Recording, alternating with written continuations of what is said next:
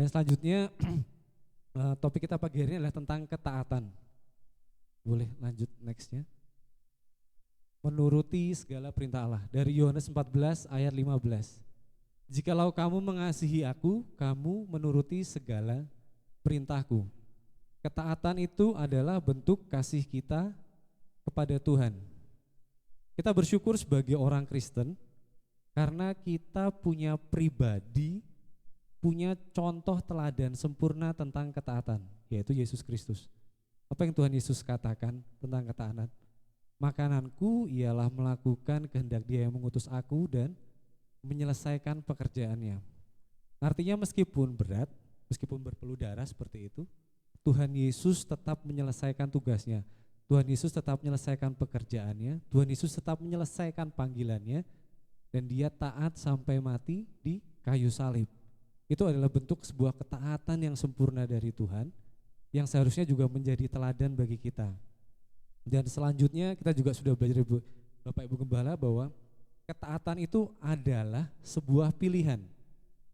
Pilihan apa? Pilihan untuk taat atau pilihan untuk tidak taat. Ketika tidak ada pilihan untuk taat atau tidak taat, itu tidak dapat dikatakan sebagai ketaatan. Ketika seseorang dikekang, dipaksa dengan ancaman ataupun dengan sesuatu yang mungkin membahayakan, lalu seseorang itu menjadi terpaksa taat, itu tidak dapat dikatakan sebagai sebuah ketaatan. Tetapi ketaatan adalah sebuah pilihan di mana seseorang dapat memilih untuk taat atau tidak taat. Dan itulah yang Tuhan lakukan dalam kehidupan kita dengan memberikan sebuah free will bagi kita untuk kita taat atau tidak taat. Bapak Ibu, 2025 ini adalah tahun di mana AI berkembang dengan sangat luar biasa ya. 2024 tuh belum terlalu, tapi 2025 ini luar biasa. Mau buat video asal tahu promptnya seperti apa bisa. Mau buat tugas anak sekolah tinggal foto soalnya, taruh ChatGPT, tolong bantu selesaikan, selesai. Ya nggak beda dengan zaman kita dulu. Dan bahkan kita mau berdoa pun kita bisa ketik di ChatGPT, bisa di AI, kita bisa tulis kita mau doa tentang apa, doanya keluar. Pertanyaannya, kalau AI bisa berdoa, kalau ChatGPT bisa berdoa, apakah doa itu berkenan di hadapan Tuhan? Kalau ChatGPT kasarannya saya suruh puji saya dong ChatGPT, bisa dia keluarin kata-kata yang baik. Wah, Hizkia tinggi gitu, bohong banget ya. Hizkia gemuk padahal kurus gitu kan. Bisa saja saya suruh memuji saya, tetapi pujian tersebut tidak pernah berarti bagi saya. Karena itu AI. Semua yang dilakukan AI adalah hasil logika semata, hasil dan sifatnya template. Template itu artinya selalu berulang seperti itu. Kalau dua orang menanyakan hal yang sama maka akan keluar lagi seperti itu. Tetapi tidak dengan yang Tuhan lakukan, tidak dengan yang Allah lakukan. Allah memberikan kita free will, kehendak bebas.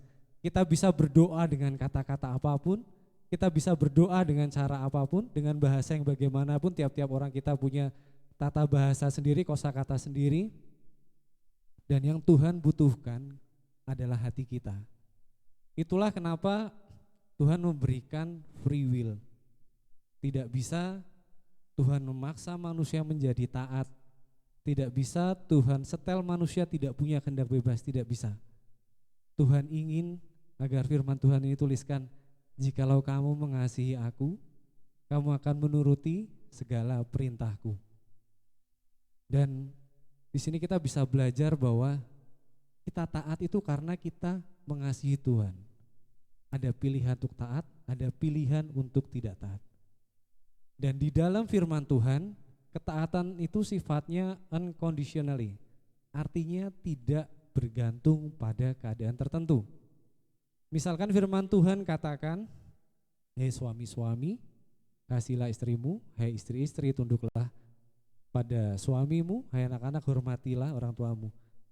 Ketika kita berbicara apa yang firman Tuhan katakan, meskipun suami kita mungkin mohon maaf uangnya nggak banyak seperti itu, mungkin parasnya tidak rupawan, ataupun istri kita mungkin tidak pintar memasak, mungkin tidak pintar mengurus kebutuhan sehari-hari, tetapi itu tidak dapat dijadikan alasan untuk mengabaikan firman Tuhan tersebut. Artinya firman Tuhan itu sifatnya unconditionally, tidak tergantung pada keadaan tertentu baru kita taat. Tapi dalam segala keadaan firman Tuhan itu harus ditaati, firman Tuhan itu harus dilakukan. Dan saya percaya bahwa setiap peraturan, setiap ketentuan yang diciptakan itu tujuannya untuk mendatangkan kebaikan. Ketaatan, peraturan yang diciptakan untuk ditaati itu tidak diciptakan untuk mengekang seseorang sehingga seseorang tidak bebas bergerak, sehingga seseorang tidak bebas berbuat keputusan, enggak. Kalau kita ngomong peraturan lalu lintas, misalkan di jalan ya, kan di tengah jalan tuh suka ada garis yang putus-putus, marka yang putus-putus, lalu ada marka yang nyambung. Itu marka tersebut diciptakan untuk melindungi orang. Kalau di garis putus-putus artinya kita boleh nyalip. Kalau di garis yang tidak ada putusnya terus nyambung artinya kita tidak boleh nyalip. Kalau kita memaksakan diri tidak taat, kita mengabaikan ketaatan tersebut, kita mengabaikan peraturan tersebut, kita udah tahu markanya enggak putus-putus nyambung terus kita tetap nyalip. Resikonya apa? Resikonya kita tidak bisa melihat kendaraan dari lawan arah dan bisa terjadi tabrakan. Jadi ketaatan itu diciptakan agar terjadi ketertiban dan untuk mendatangkan kebaikan. Memang betul ada banyak paham, kalau Bapak Ibu cari di internet atau apapun, ada banyak paham yang mengatakan bahwa peraturan itu ada untuk dilanggar ya. Enggak, orang percaya tidak hidup seperti itu. Tetapi orang percaya hidup taat dalam segala hal. Nah, selanjutnya kita akan belajar tentang ketaatan dalam beberapa konteks. Kita akan belajar ketaatan pada firman Tuhan. Nah, taat itu luar biasanya Tuhan Yesus itu adalah Dia itu tidak menyuruh manusia hanya taat pada perkataannya saja. Tuhan Yesus tidak pernah mengajarkan manusia hanya taat pada firman-Nya saja, tetapi Tuhan Yesus mengajarkan manusia taat pada firman Tuhan, taat pada pemerintah, dan juga taat di dalam segala ketentuan yang ada di dalam bisnis yang kita miliki ataupun pekerjaan yang kita miliki. Kita akan belajar sama-sama lingkup ketaatan. Yang pertama, next. Kita belajar dari lingkup ketaatan pada firman Tuhan.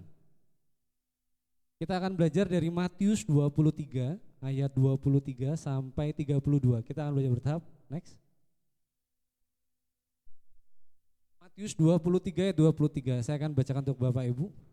Celakalah kamu hai ahli-ahli Taurat dan orang-orang Farisi, hai kamu orang-orang munafik, sebab persepuluhan dari selasih, adas manis dan jintan kamu bayar, tetapi yang terpenting dalam hukum Taurat kamu abaikan, yaitu keadilan dan belas kasihan dan kesetiaan. Yang satu harus dilakukan dan yang lain jangan diabaikan. Bapak Ibu, di sini ada sayur-sayuran ya. Bapak Ibu, yang ibu-ibu mungkin sudah tahu sayur-sayurannya, mungkin sering masak dengan ini juga. Ada selasih, ada adas. Selasih itu buat minuman biasanya ya. Kalau salah mau dikoreksi, ada selasih, ada adas, ada jintan. Persepuluhan atas selasih, adas, jintan dibayar. Selasih, adas, jintan dibayar, tapi kok Tuhan bilang tetapi yang kamu bayar, tetapi yang terpenting dalam hukum Taurat kamu abaikan. Mengapa Tuhan mengatakan demikian? Selasih, adas, jintan itu adalah kalau di dalam sayur-sayuran atau perdapuran lah, segala perdapuran itu adalah sesuatu yang murah. Sesuatu yang murah. Orang-orang zaman dulu itu mendapatkan penghasilan dari berkebun. Salah satu mungkin yang sampai sekarang mahal adalah mungkin anggur, kebun gandum, minyak. Tuhan Yesus menegur, maksudnya demikian. Kamu selasih, jintan, adas yang murah, yang kalau dikali 10% enggak seberapa besarnya, kamu bayar. Tetapi bagaimana dengan persepuluhanmu yang lain? Yang dari kebun anggurmu, yang dari sumber minyakmu, yang dari kebun gandummu. Itu yang Tuhan tanyakan. Makanya di atas tuliskan yang satu harus dilakukan dan yang lain jangan diabaikan. Inilah kecenderungan manusia. Termasuk mungkin kadang saya seperti itu. Ada hal-hal yang mudah dilakukan, dikerjakan, yang sulit, bagian firman Tuhan yang sulit tidak dilakukan. Dan inilah yang Tuhan katakan, yang satu harus dilakukan dan yang lain jangan diabaikan. Apa akibat kalau seseorang atau manusia pilih-pilih dalam mentaati sesuatu? Akibatnya apa? Akibatnya yang pertama adalah dapat terjadi penyesatan. Saya tidak mengatakan wah sesat-sesat, enggak. Saya ingin menjelaskan bahwa penyesatan itu dapat terjadi karena seseorang tidak dapat melakukan firman Tuhan secara sempurna. Ada bagian yang dia suka dia ambil, ada bagian yang dia tidak suka dia tinggalkan. Ada bagian yang bisa dia kerjakan dia ambil, ada bagian yang tidak bisa dia kerjakan dia tinggalkan. Kita mungkin dengar dua macam aliran, yang paling sering kita dengar adalah Hyper Grace dan Kristen Progresif ya. Untuk seseorang yang sulit mengalami pertobatan atau selalu jatuh bangun di dalam dosa, selalu jatuh bangun dosa itu lagi minta maaf sama Tuhan. Betul, Tuhan itu panjang sabar, berlimpah kasih, setia, berlimpah kasih karunia. Betul sekali itu. Tetapi kita perlu menyadari bahwa ketika seseorang jatuh di dalam dosa, ketika Tuhan mengampuni, Tuhan selalu katakan bertobatlah dan jangan berbuat dosa lagi. Hyper Grace itu seolah-olah menyatakan bahwa semakin banyak dosamu yang diampuni, semakin besar kasih karunia yang kamu terima. Sehingga orang cenderung tidak bertobat tetapi jatuh bangun di dalam dosa yang sama karena mereka merasa bahwa kasih karunia Tuhan itu besar, kasih karunia Tuhan itu tidak berkesudahan. Dan itulah mengapa kita tidak boleh melakukan setengah-setengah. Kita perlu memahami seluruh firman Tuhan bahwa ketika Tuhan menyembuhkan seseorang, ketika Tuhan mengampuni seseorang, Tuhan menuntut sebuah pertobatan. Tuhan mengharapkan sebuah perubahan. Dan selanjutnya Kristen Progresif. Nah, Kristen Progresif juga yang agak ngetren ya tahun kemarin ya. Agak ngetren tahun kemarin. Apa sebenarnya inti dari Kristen Progresif? Kristen Progresif itu memandang bahwa kebaikan itu dapat menyelamatkan seseorang. Bukan karena dari Yesus, kebaikan dapat menyelamatkan seseorang. Nah, Kristen Progresif ini juga berkata bahwa Alkitab itu tidak semuanya berisi firman Tuhan. Ada yang firman dan ada yang bukan. Jadi makanya saya pernah, orangnya nggak menyatakan secara fix bahwa dia penganut Kristen Progresif, tetapi saya bisa melihat tanda-tanda bahwa seseorang ini menuju ke arah sana. Salah satu tadi ajaran Kristen Progresif yang saya sampaikan adalah bahwa yang pertama seseorang diselamatkan karena kebaikan, sehingga semua keyakinan lain itu bisa diselamatkan asal berbuat baik. Nah, ini tentu bukanlah iman Kristen. Nah, orang yang seperti ini biasanya ada satu pertanyaan template yang disampaikan oleh orang-orang Kristen Progresif, yaitu bertanya tentang keadilan. Kenapa saya tahu? Karena waktu dulu rame tentang Kristen Progresif, saya lihat komen-komennya, itu ada satu pertanyaan template yang berapa kali diulangin, yang menanyakan tentang keadilan Tuhan. Kalau Tuhan adil, ya, kalau Tuhan adil, bagaimana dengan nasib orang-orang yang di pelosok-pelosok yang tidak pernah dengar firman Tuhan? Karena apa? Orang Kristen Progresif kenapa menanyakan hal ini? Karena seperti ini, orang-orang Kristen Progresif itu mengharapkan semua orang yang berbuat baik itu dapat diselamatkan. Nah, biasanya tidak semuanya ya, ada beberapa, dan kebetulan contoh yang saya temui itu sama. Contoh aktual orang Kristen itu sama. Biasanya mereka punya saudara, keluarga, atau pasangan yang bukan orang Kristen atau tidak seiman dengan kita orang Kristen. Jadi ketika seseorang punya keluarga bukan orang Kristen, punya saudara atau pasangan bukan orang Kristen, orang ini pasti berharap bahwa keluarga atau saudaranya tetap juga dapat menerima keselamatan. Sehingga dia berpikir bahwa aliran Kristen progresif ini cocok. Karena apa? Memandang kebaikan itu sebagai sesuatu yang dapat menyelamatkan. Dan kebetulan orang yang saya temui pun demikian. Dia keluarganya ada yang tidak seiman dengan dia seperti itu. Jadi lalu yang kedua, orang Kristen progresif ini menyatakan bahwa tidak semua bagian dari Alkitab adalah firman. Dan betul, ketika saya berbicara dengan orang ini, ketika saya ambil satu konteks firman, apa yang keluar dari mulutnya? Misalkan saya ambil satu perkataan firman ini, loh, tapi kan firman itu keluar dari mulut Paulus. Loh, firman itu keluar dari mulut Petrus. Artinya gini, ketika itu yang menyampaikan bukan Tuhan Yesus langsung, orang ini itu seolah-olah menyatakan bahwa ini yang menyampaikan bukan Tuhan Yesus langsung loh. Ini bisa saja pemikiran manusia gitu. Makanya saya agak kaget juga sama orang ini dengan pernyataan itu, dan ternyata memang ya itulah salah satu pandangan yang menurut saya agak berbahaya seperti itu. Karena kita percaya bahwa setiap bagian dari Alkitab itu bukan berisi firman. Alkitab itu adalah firman yang diilhamkan oleh Tuhan, pewahyuan yang diberikan oleh Tuhan. Dan kalau kita lihat tentang, mungkin kalau masih ingat zaman dulu tentang Kristen progresif, ini sudah sangat banyak disampaikan, sudah sangat banyak dijabarkan. Itulah kenapa pentingnya kita tidak memilih-milih bagian mana firman Tuhan yang ditaati dan bagian mana yang tidak bisa kita taati. Balik ke ayat yang awal yang Yohanes, boleh mundur sedikit. Nah, di sini tuliskan, jikalau kamu mengasihi aku, kamu akan menuruti segala perintah. Segala perintah, segala firman Tuhan.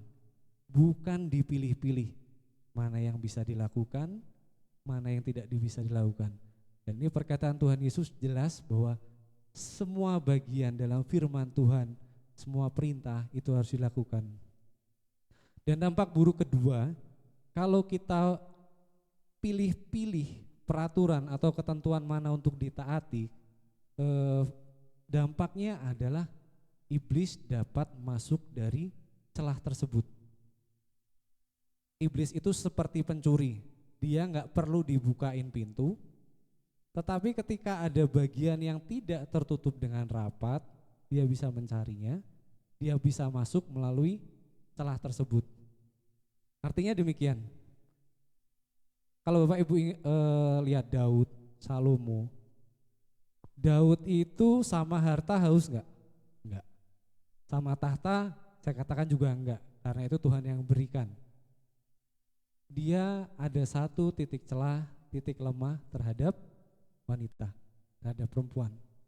Akhirnya Daud pun jatuh di dalam dosa karena perempuan. Daud itu pribadi yang luar biasa. Ketika dia ada kesempatan untuk membunuh Saul, dia hanya potong rambutnya, dia berikan pengampunan pada Saul, lalu Saul dibebaskan. Daud juga pribadi yang suka menyembah. Daud pribadi yang suka berdiam lama-lama dengan Tuhan, tetapi ada celah di dalam dirinya yang menyebabkan yang membuat iblis masuk ke situ dan Daud jatuh di dalam dosa. Salomo pun sama. Salomo ketika Tuhan tawarin, kamu mau apa? Dia nggak minta harta, dia nggak minta tahta, dia mintanya hikmat. Tetapi dia sekali lagi kalah di dalam celahnya, yaitu wanita. Dia jatuh di dalam dosa perzinahan dengan wanitanya katanya hampir 1.000 ya seperti itu. Jadi pastikan lagi bahwa hidup kita adalah hidup yang tidak pilih-pilih dalam mentaati firman. Saya percaya setiap orang punya kelemahannya masing-masing termasuk saya. Tapi kita selalu punya Roh Kudus yang memberi kekuatan bagi kita untuk mengalahkan keinginan-keinginan daging kita. Yang memberikan kekuatan pada kita untuk bisa hidup di dalam Roh, berbuah di dalam Roh. Dan saya percaya bahwa selama kita menyertakan Roh Kudus dalam hidup kita untuk memimpin kita, kelemahan tersebut, celah tersebut dapat ditutup. Dan selanjutnya lanjut Matius 23 ayat 24 sampai 26. Hei kamu pemimpin-pemimpin buta, nyamuk kamu tapiskan dari dalam minumanmu, tetapi unta yang di dalamnya kamu telan. Celakalah kamu hai ahli-ahli Taurat dan orang-orang Farisi. Hei kamu orang-orang munafik, sebab cawan dan pinggan kamu bersihkan sebelah luarnya, tetapi sebelah dalamnya penuh rampasan dan kerakusan. Hai orang Farisi yang buta, bersihkanlah dahulu sebelah dalam cawan itu, maka sebelah luarnya juga akan bersih. Bersihkan dahulu sebelah dalamnya, maka sebelah luarnya juga akan bersih. Artinya ketaatan itu adalah sesuatu yang dimulai dari dalam. Ketaatan itu sesuatu yang dimulai dari dalam. Kalau Bapak Ibu mau minum kopi, nah, habis minum gelasnya ditaruh, airnya habis ya, air kopinya habis, ada ampas kopinya, kan ada ya kopi yang masih ada ampasnya, kopi itu buruk atau apa seperti itu masih ada ampasnya. Tidak selalu bagian luarnya itu kan juga kotor ya, pasti yang kotor hanya di bagian dalamnya saja. Tetapi kalau kita mau minum air, kita tidak mungkin langsung pakai gelas itu dengan kondisi kotoran di dalam gelas tersebut. Yang kita lakukan apa? Kita harus membersihkan dulu bagian dalam gelas tersebut, baru gelas tersebut dapat digunakan. Jadi kita harus bersihkan dulu, kita baru mau pakai itu untuk minum air putih atau minum apapun yang lain. Jadi yang firman Tuhan mau katakan, sekalipun gelas ini dari luar tampak bersih, tampak layak, tetapi jika dalamnya kotor, gelas ini tidak layak digunakan. Bapak Ibu gak akan mau minum air dengan ampas kopi di dalamnya, Bapak Ibu gak akan mau minum air dengan teh di dalamnya. Oleh karena itu Tuhan berkata, ketika ada orang yang berkata, Tuhan aku menyembuhkan, melakukan mujizat dengan nama-Mu, Tuhan katakan, aku tidak mengenal engkau, pergilah engkau pembuat kejahatan. Kita perlu belajar bahwa ketaatan, kalau kita ngomong gelas yang bersih di luarnya saja, berarti gelas ini difungsikan hanya untuk pamer doang, tampak terlihat bersih ya, tampak terlihat bersih tetapi dalamnya kotor. Dan apa yang firman Tuhan mau katakan sebenarnya tentang hal ini, bahwa ketaatan bukanlah alat kesombongan rohani. Ketaatan, kesalehan bukan alat kesombongan rohani. Kalau Anda saleh, taat, tetapi untuk kesombongan rohani, untuk membuat Anda mendapat pujian, itu tidak layak digunakan. Dan di sini kita belajar satu hal, terutama di dalam gereja, di dalam lingkup setiap jemaat, terutama juga untuk orang-orang yang melayani, bahwa saya berdiri di gereja ini, kita ada dalam gereja ini, satu minggu mungkin hanya 2,5 jam, 2 jam, 3 jam, atau mungkin kalau ikut FA. Tetapi ketaatan kita yang sebenarnya adalah di dalam kehidupan kita sehari-hari, di luar. Saya tidak bisa dinilai ketika saya berdiri di sini. Tetapi ketaatan saya dinilai ketika saya ada di luar. Karena itu adalah ketaatan yang fungsinya tidak diperlihatkan. Ketaatan saya, kasih saya pada pasangan saya, kasih saya pada anak-anak saya, kejujuran saya dalam pekerjaan. Itu Bapak Ibu nggak bisa lihat di sini. Itu yang lihat orang-orang luar. Dan itulah ketaatan yang sebenarnya. 2 jam saya di sini ataupun saat ini saya khotbah, saya bisa saja munafik, saya bisa saja bermuka dua, tetapi firman Tuhan katakan, gelas ini layak digunakan kalau bagian dalamnya kamu bersihkan, sehingga bagian luarnya pun akan bersih. Dan juga ketaatan yang kedua dari ayat ini tentang cawan yang bersih luar dalam ini juga berbicara tentang integritas. Apa itu integritas? Integritas itu ketika terlihat atau tidak terlihat kita tetap taat. Ada atasan atau enggak ada atasan, Anda tetap bekerja sama baiknya. Ketika sendirian saat megang HP di dalam kamar, ketika Anda melakukan apapun, ketika enggak ada orang yang melihat, tetapi Tuhan selalu melihat, disitulah kita bisa menunjukkan integritas kita. Next. Yang selanjutnya ini agak panjang, saya bacakan. Celakalah kamu hai ahli-ahli Taurat dan orang-orang Farisi. Hai kamu orang-orang munafik, sebab kamu sama seperti kuburan yang dilabur putih, yang sebelah luarnya memang bersih tampaknya, tetapi yang sebelah dalamnya penuh tulang belulang dan berbagai jenis kotoran. Demikianlah juga kamu di sebelah luar, kamu tampaknya benar di mata orang, tetapi di sebelah dalam kamu penuh kemunafikan dan kedurjanaan.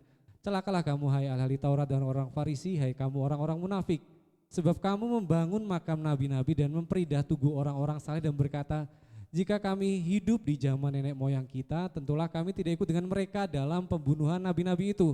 Tetapi dengan demikian kamu bersaksi terhadap diri kamu sendiri bahwa kamu adalah keturunan pembunuh nabi-nabi itu. Jadi penuhi juga takaran nenek moyangmu. Bagian yang ketiga ini hampir sama dengan bagian yang tadi, waktu cawan, tetapi ada sedikit yang berbeda, yaitu di mana orang-orang fasik ketika mereka melakukan kesalahan, orang-orang fasik ini kan diceritakan, orang-orang itu kan ahli Taurat, orang Farisi, dia itu membunuh nabi-nabi, ya kan? Dia berbuat dosa. Tetapi ketika dia berbuat dosa, apa yang dia lakukan? Dia tidak bertobat, tetapi menutupi dosa tersebut dengan kebohongan. Ketika seseorang jatuh di dalam dosa, hal yang harus dilakukan pertama kali adalah bertobat. Tetapi tidak dengan orang-orang ini.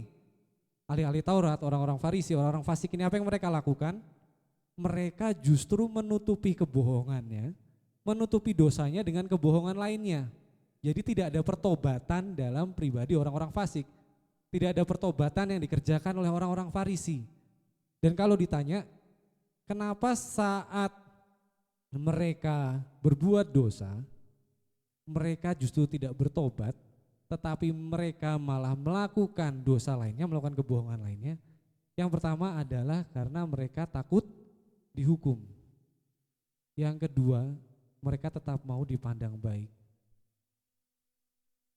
Kita sebagai orang percaya tahu bahwa syarat untuk menerima kasih karunia Tuhan adalah mengakui kesalahan kita, memohon pengampunan dari Tuhan, melakukan pertobatan. Tetapi orang-orang fasik enggak. Orang-orang fasik yang mereka lakukan ketika mereka bersalah, ketika mereka berbuat dosa adalah menutupinya supaya enggak ketahuan. Kalau Bapak Ibu ingat, ada terlalu banyak contoh kasus di Indonesia ya,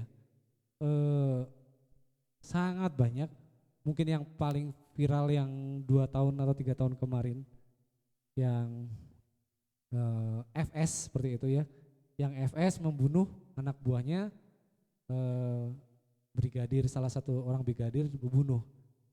Ketika FS ini membunuh anak buahnya brigadir ini, dia tutupi seolah-olah terjadi baku tembak. Wah, CCTV diambil semua, bukti-bukti dihilangkan, dibuat seolah-olah terjadi baku tembak, dibuat seolah-olah istrinya mengalami pelecehan seperti itu. Kita bisa melihat bahwa terkadang manusia itu memang terkadang mengerikan jika dia tidak hidup di dalam roh. Ketika seseorang tidak hidup di dalam roh, tidak menghormati roh, dia tidak punya perasaan bersalah. Ketika seseorang tidak mempunyai Roh Kudus di dalam dirinya, ketika dia berbuat dosa, dia cenderung jadi bebal. Dia enggak merasa bersalah, tetapi dia melakukan, menutupi kesalahannya dengan dosa-dosa lainnya. Dan disinilah kita bisa melihat bahwa bagaimana kemunafikan itu sangat berbahaya bagi kehidupan orang percaya. Dan itu adalah tadi lingkup ketaatan dalam firman Tuhan. Boleh lanjut? Selanjutnya adalah lingkup ketaatan pada pemerintah. Nah, ini bagian yang mungkin sedang ramai saat ini. Next. Tunduklah karena Allah. 1 Petrus 2 13 sampai 17. Tunduklah karena Allah kepada semua lembaga manusia, baik kepada raja sebagai pemegang kekuasaan yang tertinggi maupun kepada wali-wali yang diutusnya untuk menghukum orang-orang yang berbuat jahat dan menghormati orang-orang yang berbuat baik. Sebab inilah kehendak Allah, yaitu supaya dengan berbuat baik kamu membungkam kepicikan orang-orang yang bodoh. Hiduplah sebagai orang merdeka dan bukan seperti mereka yang menyalahgunakan kemerdekaan itu untuk menyelubungi kejahatan-kejahatan mereka. Tetapi hiduplah sebagai hamba Allah, hormatilah semua orang, kasihlah saudara-saudaramu, takutlah Allah, hormatilah raja. Tunduklah pada pemerintah karena Allah. Dan firman Tuhan katakan kepada semua lembaga manusia. Di Indonesia ada banyak sekali lembaga-lembaga yang diciptakan oleh pemerintahan. Dan firman katakan tunduklah kepada semua lembaga manusia. Tunduknya karena apa? Tunduklah karena Allah. Ini mungkin sesuatu yang ya kalau lagi masa-masa demo sekarang ini seolah-olah sesuatu yang sulit dilakukan. Tetapi seperti yang saya sampaikan di awal tadi bahwa ketaatan itu sifatnya unconditionally. Tidak tergantung keadaan tertentu baru kita taat. Saya pribadi juga pasti ada hal yang kecewa sama pemerintah. Ada hal-hal yang tidak dijalankan pemerintah sesuai harapan kita. Sehingga sekarang demo terjadi secara besar-besaran. Makanya ada tuntutan 17+8. Tetapi kekecewaan kita pada pemerintah itu tidak bisa menjadi alasan untuk kita tidak mentaati setiap peraturan yang ada di Indonesia. Negara telah memberikan ruang kalau kita ada protes pakai demo, silakan. Ada mau unjuk rasa, silakan, selama itu masih tertib. Dan sempat kan waktu demo kemarin salah satu yang agak viral adalah tentang stop bayar pajak. Stop bayar pajak, jangan bayar pajak lagi. Karena pemerintahnya seperti itu, dipakai buat menaikin tunjangan, dipakai buat ya segala macam lah kesejahteraan pemerintah. Tetapi benarkah demikian? Benarkah kita akan berhenti membayar pajak karena kita kecewa sama pemerintah? Firman Tuhan sayangnya tidak mengatakan demikian. Firman Tuhan mengatakan tunduklah karena Allah. Saya mau katakan kita harus tetap bayar pajak. Saya mau katakan kita tetap harus menaati setiap peraturan yang ada di Indonesia ini. Kita menghormati negara ini, kita mengasihi negara ini. Seperti ini. Kalau kita bayar pajak, itu kan kita bayar pajak ke negara. Bayar pajak ke negara, oleh negara seharusnya digunakan untuk semakmur-makmurnya kesejahteraan rakyat. Ketika pajak yang kita bayarkan ini diselewengkan misalkan, atau apapun yang kita bayarkan ke negara ini diselewengkan, dimanfaatkan tidak semestinya, itu pertanggungjawabannya ada dua. Yang pertama, pertanggungjawabannya adalah kita terhadap negara dan kita terhadap Tuhan. Begitu pula dengan pejabat tersebut. pejabat tersebut harus mempertanggungjawabkan perbuatannya pada negara dan pada Tuhan. Ketika kita sudah taat bayar pajak tapi dipakai dengan hal yang tidak benar mungkin sama pemerintah ataupun lembaga lainnya, maka yang bertanggung jawab di sini adalah pejabat tersebut. Kita tidak ikut bersalah atas kesalahan yang dibuat oleh pejabat. Tetapi karena pejabat kita pajak yang kita bayar dipakai semena-mena, kita juga jadi stop bayar pajak. Saya mau katakan bahwa kita ikut bersalah, kita bertanggung jawab. Karena kita harus pastikan tanggung jawab kita adalah kepada Tuhan dan negara, pejabat pun sama kepada Tuhan dan negara. Pejabat harus mempertanggungjawabkan setiap perbuatannya, apapun keputusan yang dia lakukan. Begitu pula dengan kita. Jadi kita harus memisahkan tanggung jawab ini. Bahkan mohon maaf, terhadap hal-hal yang lain, kita pun harus berlaku demikian. Kalaupun kita dikerja, dalam pekerjaan kita, mungkin atasan kita, pimpinan kita, berlaku tidak adil, berlaku tidak jujur, kita tetap harus memegang kebenaran dalam kehidupan kita. Karena setiap orang akan mempertanggungjawabkan perbuatannya sesuai bagiannya masing-masing, sesuai perannya masing-masing.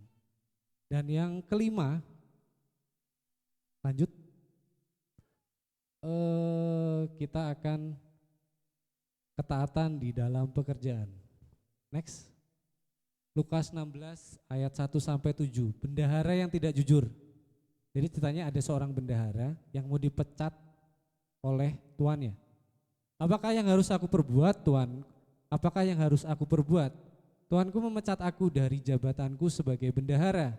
Mencangkul aku tidak dapat, mengemis aku malu. Aku tahu apa yang akan aku perbuat supaya apabila aku dipecat dari jabatanku sebagai bendahara, ada orang yang akan menampung aku di rumah mereka. Lalu ia memanggil seorang demi seorang yang berhutang kepada tuannya. Katanya kepada yang pertama, berapakah hutangmu kepada tuanku? Jawab orang itu, 100 tempayan minyak. Lalu katanya kepada orang itu, inilah surat hutangmu, duduklah dan buat surat hutang ini sekarang juga 50 tempayan. Kemudian ia berkata kepada yang kedua, dan berapakah hutangmu? Jawab orang itu, 100 pikul gandum. Katanya kepada orang itu, inilah surat hutangmu, buatlah surat hutang lain 80 pikul. Next. Nah, jadi akan sedikit saya rangkum apa yang sebenarnya hamba ini lakukan. Yang pertama hamba ini lakukan adalah mengubah surat hutang. Jadi si rajanya ini punya catatan tentang orang-orang yang berhutang pada raja. Yang pertama punya hutang 100 tempayan minyak, yang dua punya hutang 100 pikul gandum. Apa yang dilakukan oleh bendahara ini? Karena dia akan dipecat, yang dia lakukan 100 tempayan minyak, surat hutangnya diedit. Jadi 50 tempayan minyak, 100 pikul gandum, diedit lagi sama bendaharanya jadi 80 pikul gandum. Nah, apa keuntungan yang hamba ini dapat dari mengubah surat hutang? Dituliskan di dalam ayat sebelumnya tadi. Apabila aku dipecat dari jabatanku sebagai bendahara, ada orang yang akan menampung aku di rumah mereka. Jadi hambanya ini, bendaharanya ini sedang mempersiapkan dirinya untuk masa pensiun. Karena mau dipecat ya, bukan pensiun. Karena mau dipecat, dia berpikir dengan cerdik dan licik. 100 tempayan minyak, dia panggil yang punya hutang yang pertama. Saya edit jadi kamu bayarnya 50 tempayan minyak saja. Tapi ada syaratnya. Nanti begitu saya dipecat, kamu tampung saya. Tampung itu artinya mungkin kebutuhan-kebutuhannya juga dipenuhin. Lalu dia panggil lagi orang yang berhutang yang kedua, 100 pikul gandum. Kamu edit jadi 80. Gitu. Upahnya apa? Nanti kalau saya dipecat, kamu tampung saya. Siapa yang diuntungkan dari kejahatan hamba ini? Siapa yang diuntungkan? Baik yang berhutang maupun si bendahara. Keduanya diuntungkan dalam hal kejahatan. berdoa. Yang saya mau sampaikan di sini adalah bahwa dalam pekerjaan ini seringkali terjadi. Dalam pemerintahan ini seringkali terjadi. Contoh kasusnya ada banyak, juga beberapa kali mungkin saya alami. Jadi misalkan gini, sedang ada pemeriksaan pajak atau pemeriksaan apapun. Hasil pemeriksaannya menunjukkan, Bapak Ibu bisa cari di internet atau media sosial, ada banyak tentang kasus-kasus ini. Harusnya bayar pajak ke negara 10 miliar. Tetapi si pejabatnya ini bilang, udah deh, daripada kamu bayar 10 miliar ke negara, kamu bayar aja setengahnya ke saya. Kan lumayan untung 5 miliar. Seperti itu. Dan kalau bertanya tentang sikap kita sebagai orang Kristen, kita ini kan orang percaya. Kita harus bisa dengan jelas membedakan berkat Tuhan. Mana yang berkat, mana yang kutuk, kita harus bisa dengan jelas membedakan. Tidak semuanya yang mendatangkan keuntungan secara finansial bagi kita adalah berkat. Tidak semuanya kekayaan yang kita dapat ataupun materi yang kita dapat adalah berkat. Kita harus bisa membedakannya. Dan praktek ini juga pasti Bapak Ibu akan temui banyak sekali. Mau bikin SIM, Pak, daripada bolak-balik, ya toh izin kantor. Mungkin kalau izin kantor sekali cuti, kalau MK mungkin kalau masih punya hak cuti ya bisa pakai cutinya. Sekali cuti mungkin dipotong 200.000. Daripada jalur normal 4 kali ambil cuti udah 800.000 masih nggak lolos, bayar aja SIM-nya. Nanti sekali datang langsung lolos. Secara keuangan mungkin kos yang dikeluarkan lebih kecil. Dan hal-hal ini sebenarnya banyak kita temui sekali dalam kehidupan kita.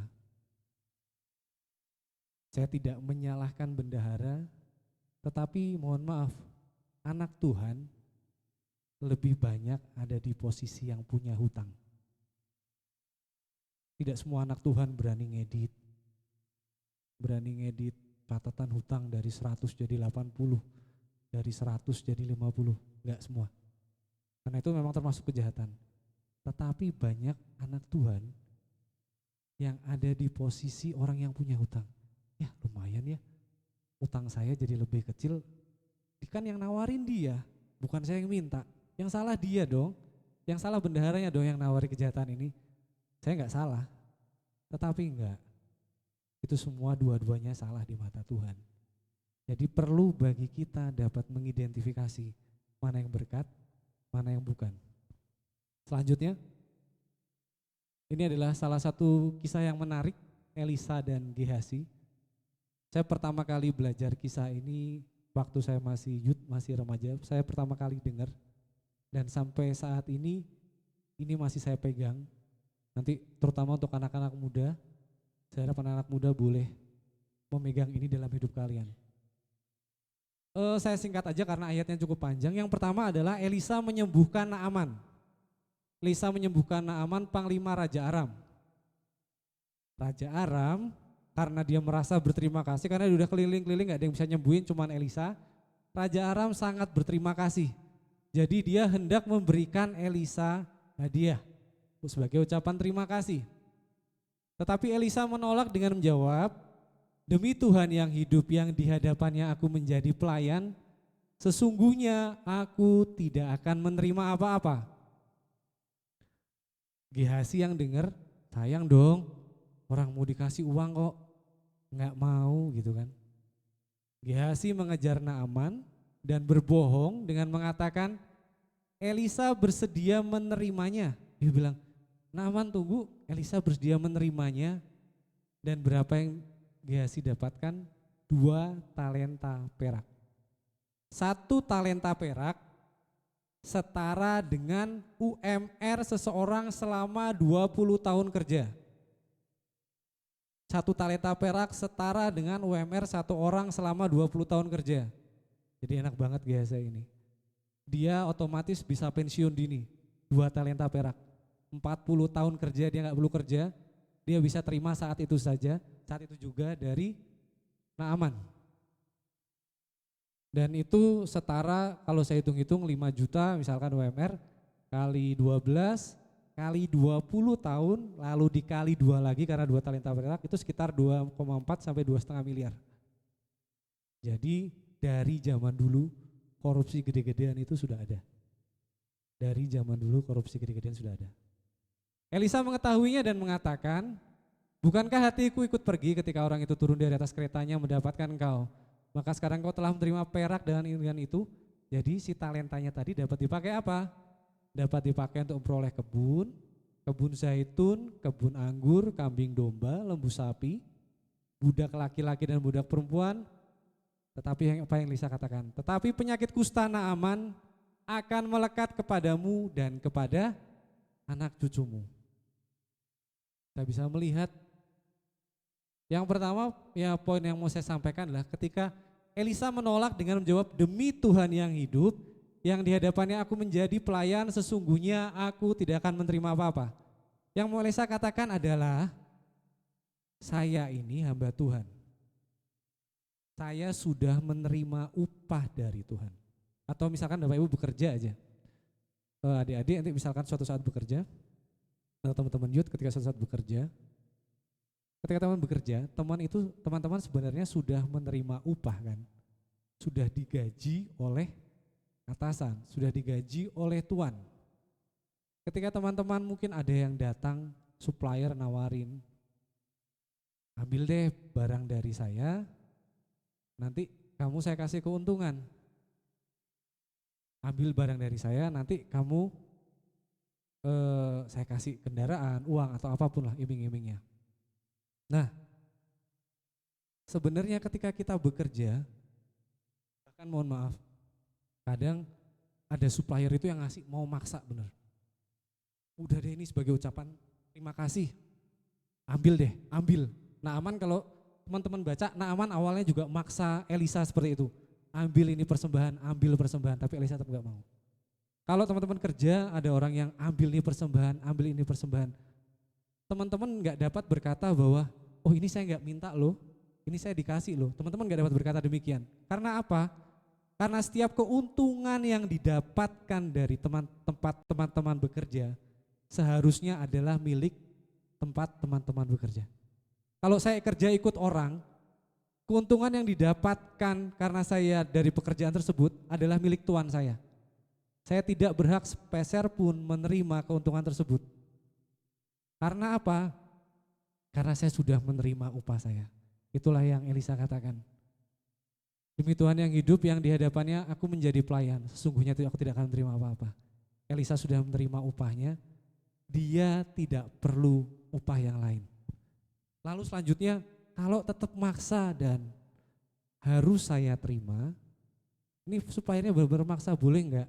Saya mau bilang karena saya sering ada di kondisi ini, teman-teman dapat izin sama atasan, ataupun kalau ada HR, teman-teman bisa izin sama HRD, teman-teman bisa katakan ini ada supplier maksa ngasih, seperti ini. Biarkan HRD dan atasan yang memutuskan apakah teman-teman berhak atas hal itu atau tidak. Apakah teman-teman berhak menerima hal itu atau tidak. Karena jika tidak demikian, apa yang kita perbuat sama seperti seorang Gehazi. Dia menyembunyikan apa yang dia dapatkan dari tuannya Elisa. Kalau teman-teman mendapatkan sesuatu dalam pekerjaan yang bukan bagian teman-teman dan teman-teman tidak mau atasan sampai tahu, mohon maaf, kita tidak lebih buruk dari Gehazi. Jadi pastikan bahwa nanti ketika teman-teman bekerja, teman-teman dapat membedakan ini berkat Tuhan bukannya. Ini bagian yang layak saya terima bukannya. Karena apa? Saya dulu pernah ngelamar Bapak Ibu ke KPK. Pernah ngelamar ke KPK dan tidak lolos. Kenapa saya ngelamar ke KPK? Saya nggak pernah lamar ke badan pemerintahan yang lain. PNS atau apapun, saya nggak pernah, saya lamar satu-satunya ke KPK karena memang saat itu ya citranya sedang sangat bersih. Citra KPK saat zaman saya itu sedang sangat bersih seperti itu. Jadi memang saya tertarik masuk KPK, jadi saya lamar dan nggak lolos. Di KPK itu ada namanya LHKPN, Laporan Harta Kekayaan Pejabat Negara. Artinya pejabat negara harus menjelaskan semua kekayaannya. Dan ada potensi bahwa pejabat negara akan ditanyai atau ditelusuri dari mana sumber kekayaannya. Kalau manusia saja, terhadap manusia, terhadap lembaga, kita harus bisa mempertanggungjawabkan semua sumber kekayaan kita, apalagi sama Tuhan.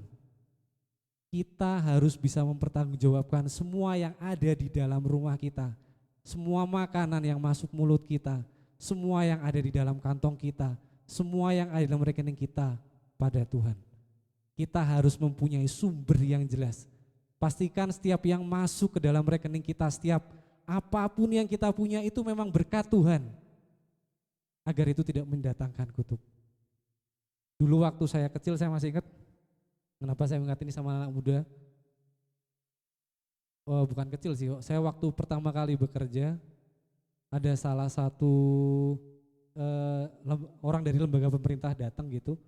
Yang datang itu juga masih muda. Dia ngecek sesuatu. Setelah selesai ngecek, dia minta ongkos pulang. Ya biasalah Bang Ipan. Saya di situ miris, kenapa? Karena masih muda aja, mungkin baru lulus kuliah, sudah ada bibit-bibit seperti ini gitu loh. Saya sedih dan miris bahwa anak muda itu sudah sangat cinta uang.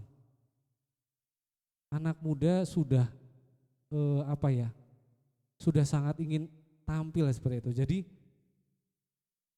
saya lihat usahanya mungkin baru lulus kuliah terus kerja dan tiba-tiba pas dia pulang minta uang saku lah seperti itu. Dan di situ saya merasakan bahwa harusnya anak-anak muda tidak seperti ini. Harusnya anak-anak muda diberitahu bahwa di dalam setiap uang yang kita kelak terima nanti, kita harus bisa membedakan mana yang berkat Tuhan, mana yang bukan. Karena hidup itu bukan selalu soal kekayaan. Kehidupan ini tidak tentang berlomba menjadi lebih kaya dari orang lain. Tapi hidup ini tentang bagaimana kita hidup di dalam kebenaran, mengikut Tuhan. Dan selanjutnya mungkin sebagai penutup saya menyampaikan bahwa orang Kristen itu seharusnya adalah orang yang mempunyai standar sangat tinggi soal ketaatan. Kenapa harus punya standar tinggi sangat soal ketaatan? Yang pertama, kita punya pribadi Yesus yang taat sangat sempurna. Taat sempurna sampai mati di kayu salib. Yang kedua, mungkin dalam hal keuangan, orang Kristen adalah harusnya orang yang paling punya integritas. Kita melihat kenapa Yesus bisa disalibkan, memang selain karena rencana Tuhan, salah satunya adalah karena Yudas. Selain karena Tuhan, salah satunya adalah karena Yudas. Apa yang Yudas lakukan? Dia melakukan korupsi. Jadi kalau teman-teman sering dengar korupsi, kolusi, nepotisme, bedanya apa? Kalau korupsi itu menyalahgunakan wewenang jabatan. Kalau kolusi itu melakukan persekongkolan. Jadi melakukan persekongkolan dengan orang lain untuk melakukan kejahatan. Kalau nepotisme itu biasanya kalau kita punya jabatan, kita punya saudara nih, saudara kita jadi manajernya, saudara kita jadi supervisornya, itulah nepotisme atau kerabat kita ataupun. Nah, di sini Yudas menyalahgunakan jabatannya untuk mendapatkan 30 keping perak. Jadi kita bisa melihat dari awal Yudas Tuhan itu salah satu penyebab Tuhan bisa disalibkan, Tuhan diserahkan karena Yudas melakukan korupsi. Kita mungkin secara sepihak mendoa Yudas ini kebangetan. Tetapi korupsi yang terjadi sekarang tidakkah lebih mengerikan dari yang Yudas lakukan? Udah enggak triliun lagi, udah mau kuadriliun, udah di atas ya susah nyebutinnya sampai saking banyaknya. Ketika kita melihat Yudas melakukan korupsi, kita bilang, Yudas kok melakukan korupsi sih, tidak karena anak Tuhan sekarang. yang ada di pemerintahan yang sangat cinta uang melakukan hal yang lebih buruk dari itu. Kalau kita melakukan korupsi, kalau kita menyalahgunakan wewenang jabatan untuk keuntungan pribadi kita, mohon maaf, kita seharusnya ngaca. Yudas juga melakukannya sama Tuhan Yesus. Oleh karena itu orang Kristen, apalagi kemarin habis penangkapan ya, orang yang namanya double Alkitab, namanya wah, luar biasa Alkitabiah, double depan belakang Alkitabiah semua, dia seharusnya teringat bahwa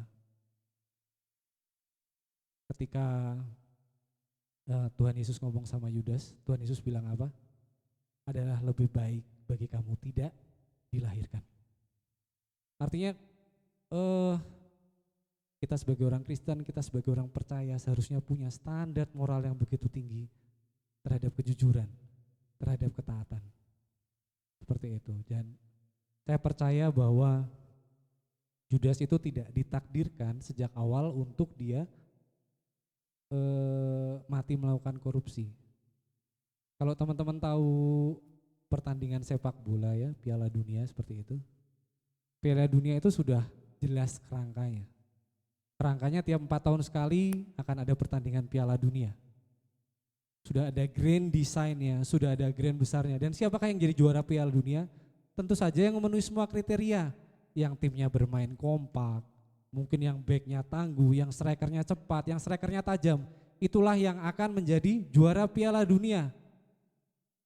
Begitu pula dengan Yudas. Tuhan sudah punya kerangka, Tuhan sudah punya grand design bahwa akan ada seorang yang mengkhianati dia. Tetapi bukan Yudas sejak awal ditakdirkan untuk mengkhianati dia. Tetapi pribadi Yudaslah yang menyebabkan dia masuk dalam kriteria untuk menjadi kegenapan kerangka Tuhan tersebut.